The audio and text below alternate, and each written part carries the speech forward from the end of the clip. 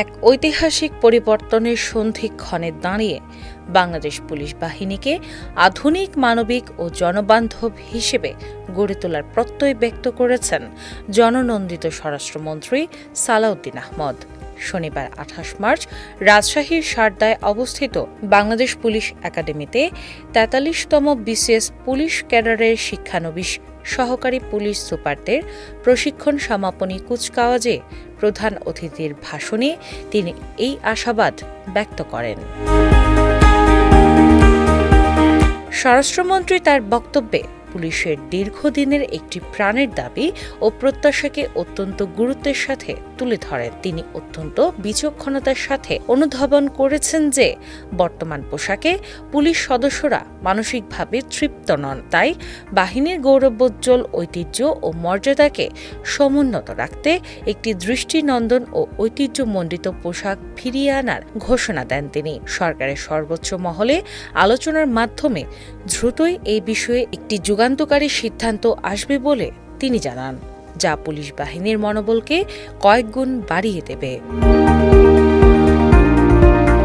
মন্ত্রী মহোদয় অত্যন্ত দৃঢ়তার সাথে উল্লেখ করেন যে বর্তমান সরকার পুলিশকে কোনো নির্দিষ্ট দল বা গোষ্ঠীর লাঠিয়াল বাহিনী হিসেবে দেখতে চায় না, বরং আধুনিক ও সেবাধর্মী একটি মানবিক সংস্থা হিসেবে গড়ে তোলাই সরকারের মূল লক্ষ্য। তিনি বলেন, আইনের চোখে সবাই সমান, হোক সে রাজনৈতিক কর্মী বা সাধারণ কৃষক। পুলিশের জনবল বৃদ্ধি এবং একটি স্বাধীন ও শক্তিশালী পুলিশ সংস্কার কমিশন গঠনের মাধ্যমে বাহিনীকে রাজনৈতিক প্রভাব মুক্ত করার যে মহতী উদ্যোগ সরকার নিয়েছে তা এক নতুন অধ্যায়ের সূচনা করবে।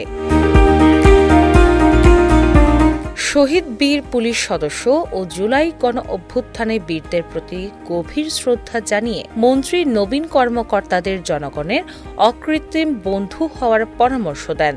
তিনি বলেন, চেইন অব কমান্ড এবং স্বচ্ছতা বজায় রেখে সাইবার অপরাধ দমনে নিজেদের প্রযুক্তিগতভাবে দক্ষ করে তুলতে হবে।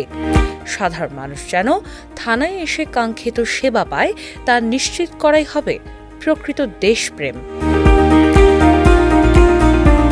ভূমিমন্ত্রী মিজানুর রহমান মিনু ও আইজিপি সহ ঊর্ধ্বতন কর্মকর্তাদের উপস্থিতিতে এই কুচকাওয়াজ অনুষ্ঠানটি এক অনন্য উৎসবে পরিণত হয়। স্বরাষ্ট্রমন্ত্রী এই দূরদর্শী নেতৃত্ব ও দিক নির্দেশনা পুলিশ বাহিনীকে একবিংশ শতাব্দীর চ্যালেঞ্জ মোকাবিলায় আরও শক্তিশালী ও জনমুখী করে তুলবে বলে সকলে বিশ্বাস করেন।